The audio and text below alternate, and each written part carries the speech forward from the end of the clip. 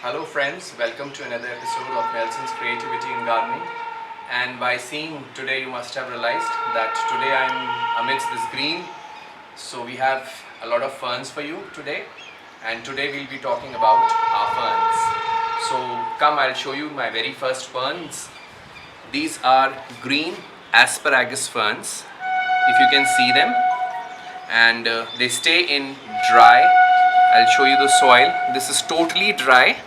Although this much dry soil is not required, this is totally dry, but if you do a lot of excessive watering, this is what happens. This is, you see the yellowness over here. One unique thing about this fern, they have little thorns, they are evergreen, perennial. My last video was also on green fuchsias, but some of my friends requested me to show some green perennial plants. So these are perennial ferns. They have little thorns, so insects won't, your monkeys won't eat them. They are very good that way. Now I want you to see something very rare, the flowers of these ferns.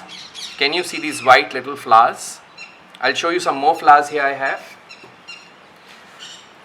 Here we have more flowers, more white flowers if you can see.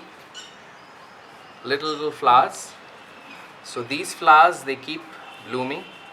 I'll show you more flowers, see here. So these are little flowers. I have more flowers inside, blooming inside. So this is my first type of plant, and they are basically asparagus ferns. That is what they are called. Now I'll focus on to my second fern. That is another variety of asparagus, but these were shrubs, and these are climbers. I'll show you one of my pots here. If you can see, just have a look. Just have a look. It's a small pot, and see the amount of climber that's coming up. Just because it's like a climber, so it's hanging down. But once, if you put on something, it will go up. So it's a beautiful climber. This also has thorns. This is also perennial. Very less care is required. Very good plant for beginners. And you can see the foliage here if you see the texture of the leaves and all that nice green.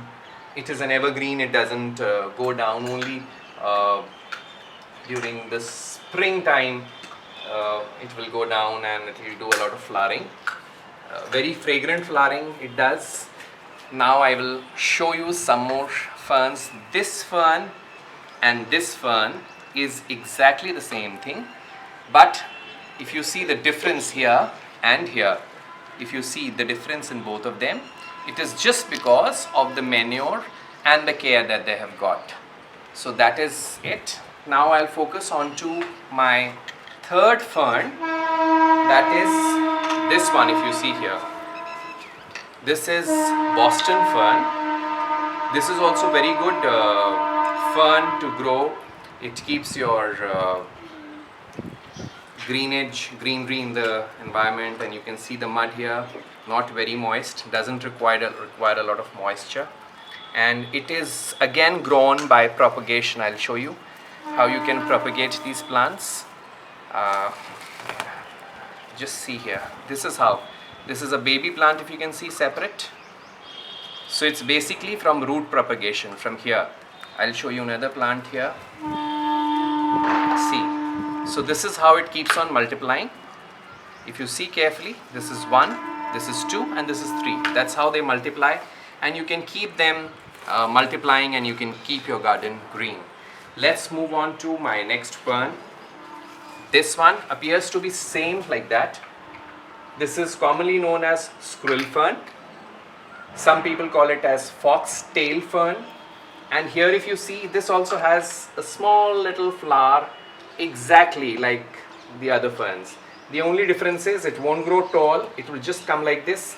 It has no thorn. The other one had thorns. This has no thorns. So that is it. And now I'll show you my most favorite fern. Here, this is also a variety of asparagus. This plant, if you see here, and you can see the minor detailing of the leaves here. It is a flat fern, doesn't grow broad like this. I'll show you the structure of the leaf. If you can see like this, I'm drawing it straight so that you can see the structure of the leaf. Fine, fine, fine, fine. Things like the leaves have reduced so that rate of evaporation is less. Although in summer you see this is little burning taking place.